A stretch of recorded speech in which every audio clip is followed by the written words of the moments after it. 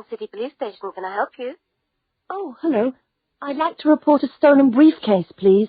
Just a minute and I'll put you through. It's property. Can I help you? Oh, yes.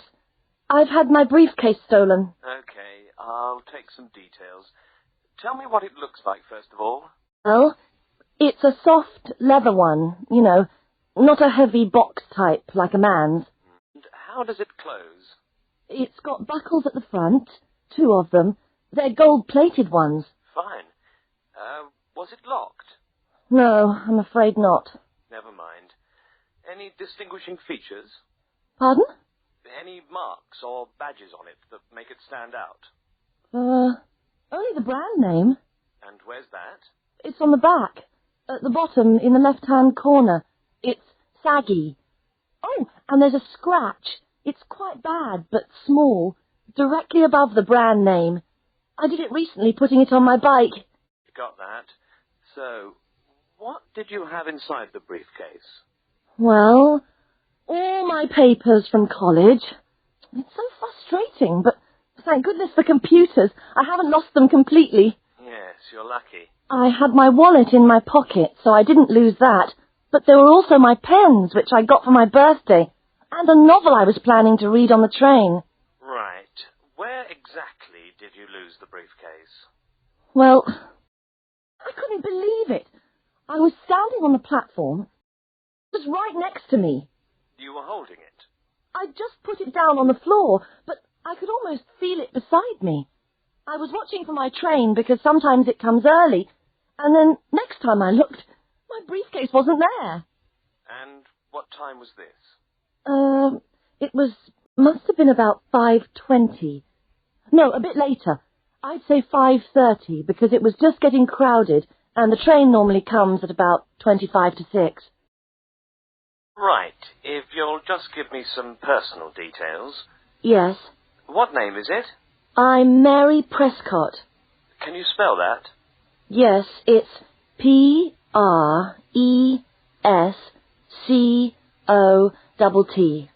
And your address? Flat 2, 41 Fountain Road, Canterbury. Fountain Road?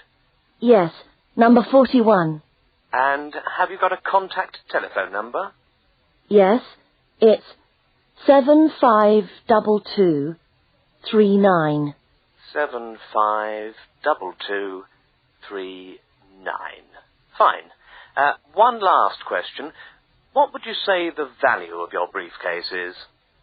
Including the contents? Yes. Just a rough estimate is fine. Oh, I'm not sure. Well, the briefcase itself is quite new. I bought it last month for £40. I suppose about £65. The contents are worth about £20 or £25 at least. That's fine. Well, if you could come down to the station tomorrow, you can sign this form and have a look at what we've got here. Okay, thanks. Bye. Goodbye.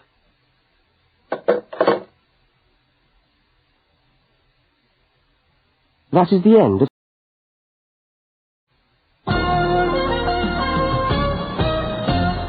This is the 6 o'clock news for Tuesday the 25th of November. And first the headlines. The Prime Minister has promised to help the drought-stricken farmers in the northern part of the country who haven't seen rain for nearly 2 years.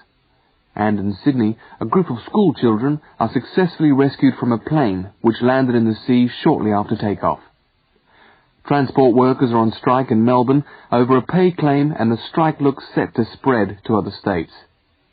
And on a fashionable note, there's to be a new look for the staff of Qantas, Australia's national airline. The Prime Minister has pledged today that he will make $250 million available to help the drought-stricken farmers who have not seen rain for years get through the next 5 years. Money that was to have been spent on the restructuring of Sydney's road system has been reallocated to what the Prime Minister described as a more worthy cause. Farmers are to receive financial assistance to help see them through the worst drought in over 50 years. Many farmers feel that while the money is welcome, it has come too late to save them and their farms from financial ruin, and are angry that the government did not act sooner. A group of school children who were travelling in a privately chartered aeroplane from Sydney to Queensland to take part in a musical concert found themselves swimming for the shore when their aeroplane had to land in the sea just 3 minutes after taking off from Sydney Airport. The pilot managed to bring the aircraft and its 50 passengers down safely in the calm waters of Botany Bay, where boats and pleasure craft were able to come to the rescue of the boys. The fact that it was a weekend meant that there were hundreds of boats in the bay enjoying the good weather, and this undoubtedly helped the rescue operation. "We owe our lives to the skill of the pilot," said one of the boys, but the pilot replied modestly that it was all part of a day's work. However, all their musical instruments were lost, and they never got to play at the concert. That is the end.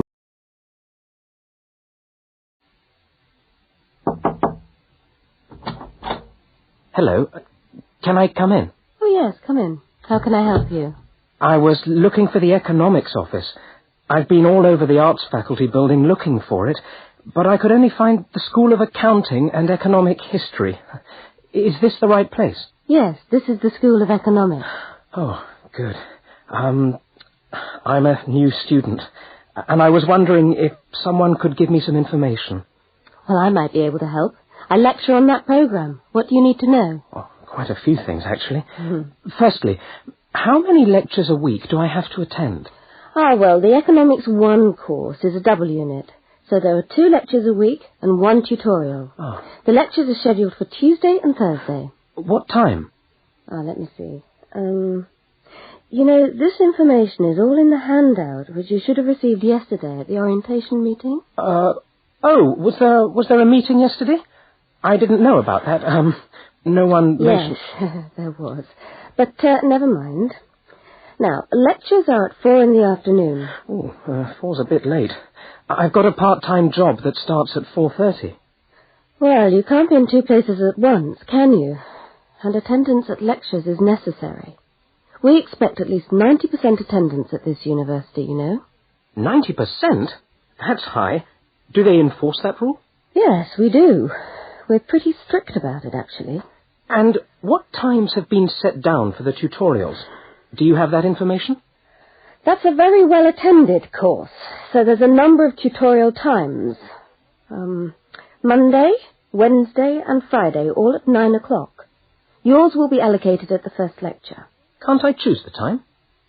Maybe, maybe not. You'll have to talk to the lecturer on the course. Dr. Roberts is his name. Oh, okay. Help you with while you're here?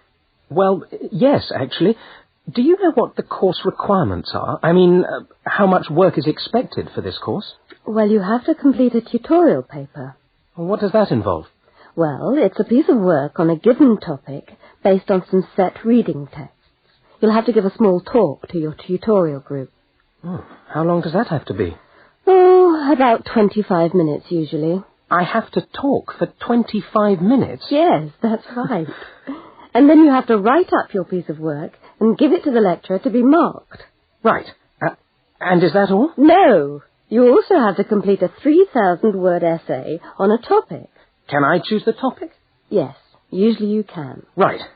That shouldn't be too bad. And in addition to that, there is an exam. An exam? What sort of exam? Well, it's an open book exam. Does that mean I can have the textbook with me during the exam? Yes, that's right. And can you give me any idea about the content of the first year of economics, so that I can get into some reading? Well, you'll be getting the reading list next week when lectures start. All the books are in the library. Yes, but won't everyone else take them out as soon as they get the reading list too? Well, yes, they might. But most of the important ones are held in closed reserve. That's a part of the library where you can go to read books, but you can't take them out of the building. What did you call that section of the library? Closed reserve. However, we do recommend that you buy the core books. You'll find them useful and you'll need them for the exam. Yes, I suppose I will. But what is the focus of the course? Well, the course at this university has a vocational focus. That is, a focus on preparing its graduates for work. So we're orientated very much towards employment. Oh, so my chances of getting a job are good? Well, provided you get good results. Well, look, thanks for your time. You've been really helpful. That's fine. See you next week, then.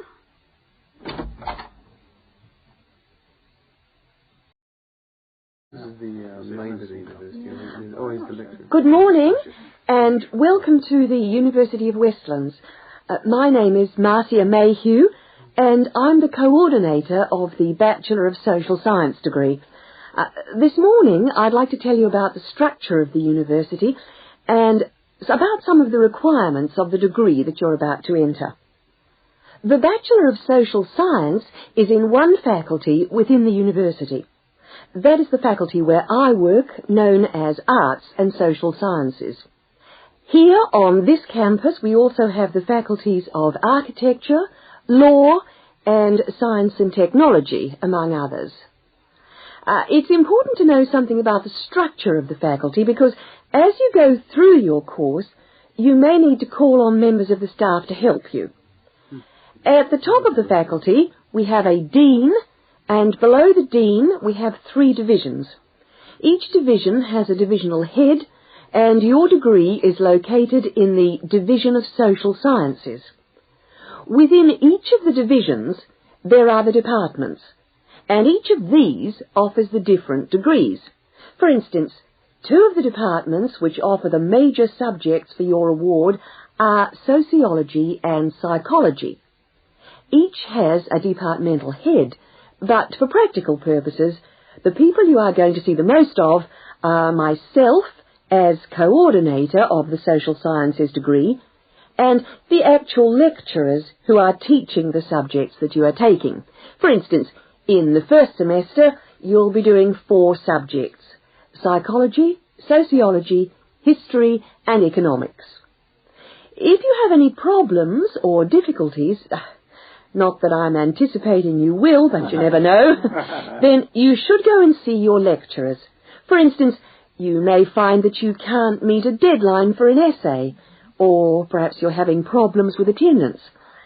These seem to be the 2 most common problems that students face.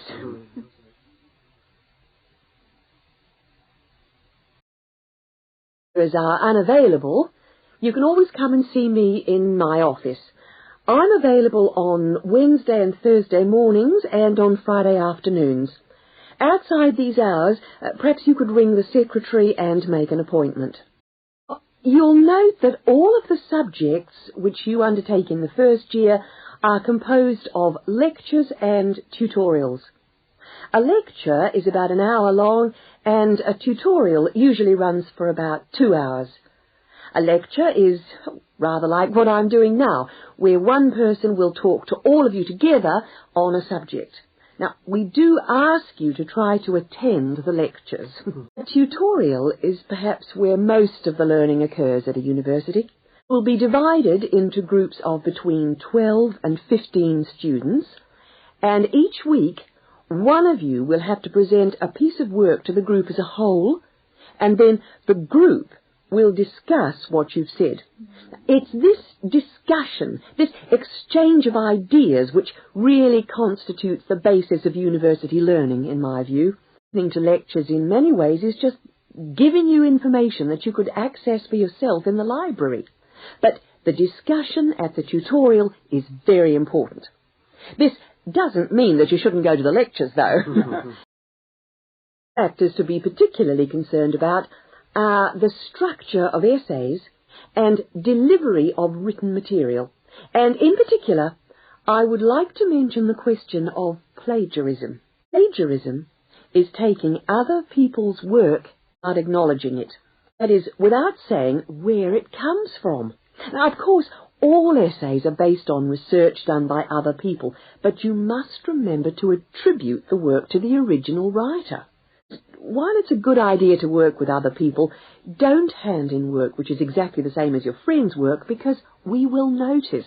You don't acknowledge the source of your information, then you run the risk of failing the subject, or in very serious cases, you might be denied entry to the university. Last but not least, stay in touch with us.